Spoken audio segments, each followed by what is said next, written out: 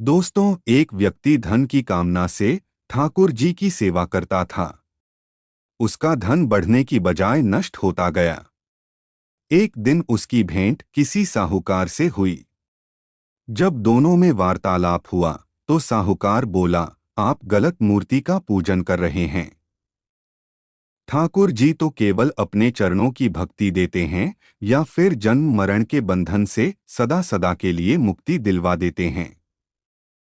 धन देने वाली तो माँ लक्ष्मी हैं। आप उनकी सेवा करें। उस व्यक्ति को तो केवल धन की कामना थी, फिर चाहे वो ठाकुर जी की भक्ति से हो या देवी लक्ष्मी की।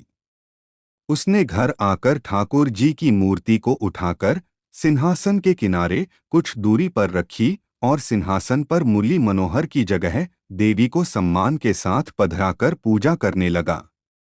एक दिन वह देवी को गुग्गुल की सुगंधित धूप दे रहा था। उसने देखा, धूप का धुआं हवा से मुरली मनोहर की ओर जा रहा है। उसे बहुत क्रोध आया और मन ही मन विचार करने लगा, देना लेना कुछ नहीं, धूप सूंघने को तैयार बैठे हैं। देवी के धूप को सूंघकर जूठी कर रहे हैं। उसने रुई ली और ठाकुर जी की नाक में ठूंस दी। उसी समय ठाकुर जी प्रकट हो गए और बोले, वर मांगो। वो व्यक्ति बोला, वरदान मैं बाद में मांगूंगा, पहले यह बताएं, जब मैं आपकी सेवा करता था तब तो आप जड़ बने रहे। अब आप कैसे प्रसन्न होकर मुझे वरदान देने आ गए?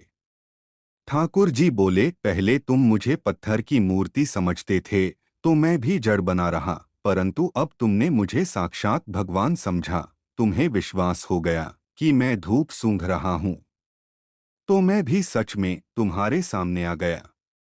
शास्त्र कहते हैं, जिसकी जैसी भावना होती है, वह जिसका जैसा विश्वास होता है, उसकी सिद्धि भी उसी प्रकार होती है।